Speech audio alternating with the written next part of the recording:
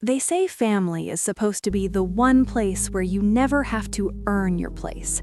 The one place where love doesn't come with conditions, where people notice when you're tired, when you're hurting, when you're trying. But in my house, love had always felt tied to usefulness. If dinner was ready on time, I mattered. If the bills were paid, I mattered. If the groceries were stocked, if appointments were remembered, if someone needed help finding a document, fixing a mistake, solving a problem, then suddenly I existed. The moment I stopped being useful, I became invisible again. My name is Sofia. I'm 27 years old, and the night I finally understood that my family didn't really want me, they wanted what I quietly did for them, I was standing in the kitchen stirring pasta sauce while nobody even looked in my direction. The television was on in the living room. My father was scrolling through his phone, half watching a game, half ignoring everything around him. My mother was beside him, laughing at something on social media. My younger brother Ethan sat at the counter, tapping on his phone with one hand while eating chips with the other. The smell of garlic filled the kitchen.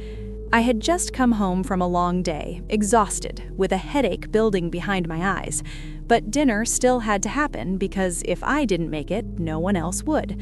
And still, somehow, that wasn't enough. My mother looked over first. "Did you really wear that to work today?" she asked. I looked down at my shirt. Plain black, clean, simple. "It's just a shirt," I said. "It looks tired," she replied.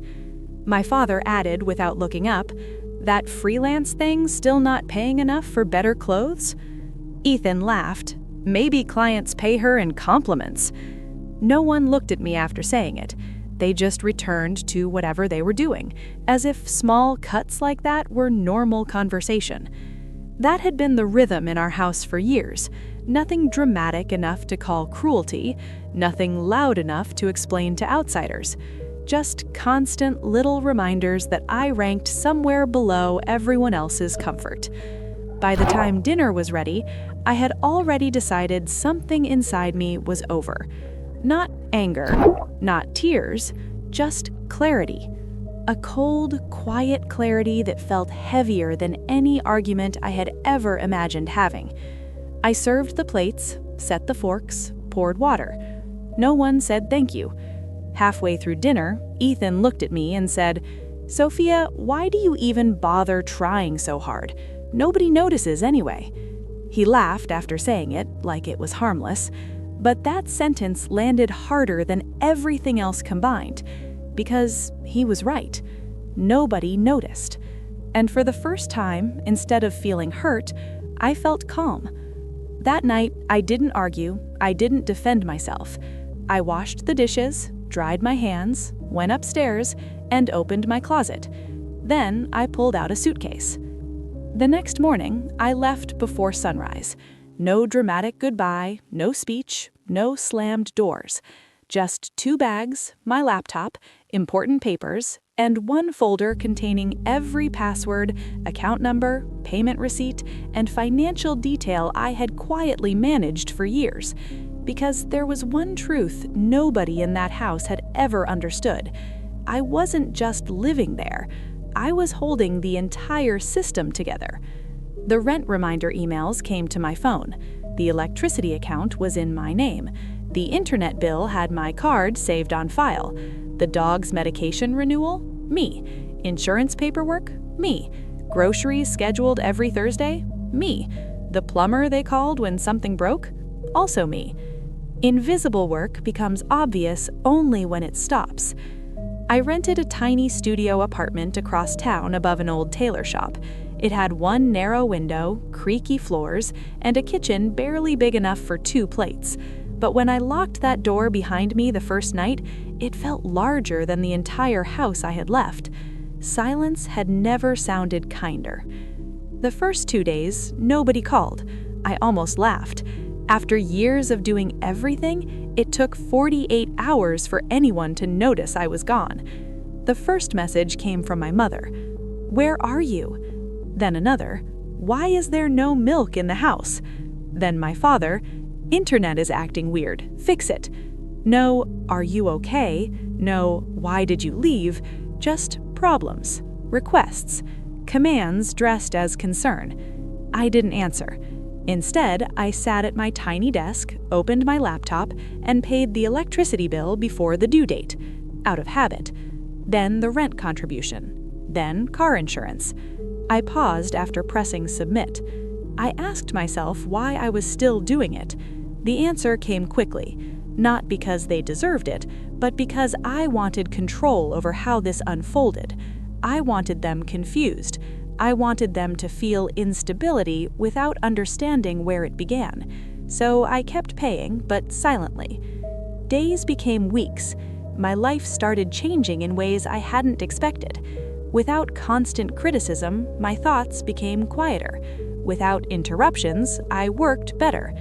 I picked up more freelance graphic design clients. A local pet clinic needed branding help, and I said yes. Then they offered me part-time front desk work because they needed someone reliable. Reliable. It struck me how easily strangers recognized what my own family never named. At the clinic, people thanked me. They smiled when I arrived. They noticed effort. One afternoon, while organizing invoices, I realized no one had insulted me in 10 straight days. That alone felt unreal. Meanwhile, home was beginning to crack. The landlord called my mother because a late fee had appeared after one missed internal transfer. My father forgot the garbage collection date twice. The grocery delivery didn't come because nobody reordered it. Ethan apparently called me 6 times in one day because he couldn't reconnect the Wi-Fi router after unclugging it. I watched the missed calls pile up. Then came the first message that made me sit back and smile. "Sofia, the landlord called. Where's your payment? Why didn't you tell us?" That wording stayed with me. Your payment. As if even now they understood whose burden it had really been. Still, I didn't answer. A week later, my mother sent a voice message. Her voice shook slightly. "I don't understand why you're doing this. We can't keep track of everything. If you're upset, just come home and talk. Not, we miss you, not, we were wrong, just logistics wrapped in emotion." I listened once and deleted it. By then, my first major freelance contract had arrived. A small company hired me for a 6-week branding package worth more money than I had ever earned in one project. I bought a better chair, a better lamp, a coffee machine that made mornings feel expensive. For the first time, my life reflected only my choices. No criticism, no permission. Then, one Saturday afternoon, my father called again. This time, I answered. Silence sat between us for 2 seconds before he spoke. "The insurance company sent something. We don't understand it." No greeting. I leaned back in my chair. "You figured out dinner without me," I said quietly. "Figure out paperwork too." He exhaled hard. "This attitude is unnecessary." I almost laughed. Attitude. Years of unpaid emotional labor reduced to attitude the moment I stopped offering it freely. 3 days later, my mother called crying because the dog had missed a vaccine appointment. That one nearly broke me, because the dog had done nothing wrong. So I scheduled it quietly under my account, sent the clinic reminder, and said nothing. That was the strange shape revenge took sometimes. Not cruelty, but choosing exactly where compassion ends and where silence begins. Months passed. Then my biggest moment arrived quietly without witnesses. My freelance client referred me to another company, then another. I signed a lease for a larger apartment, bought my first car entirely in my own name. I stood in that empty new apartment holding keys, realizing nobody could claim credit for it. Not my father, not my mother, not the house I had kept running while disappearing inside it. A week later, my father called again. His voice sounded older somehow. "Sofia, we need help.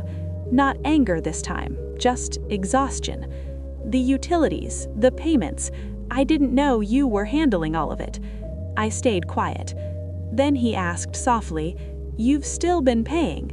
I said, "Yes." Silence. Then I added, carefully, "But I'm done showing up." He didn't argue.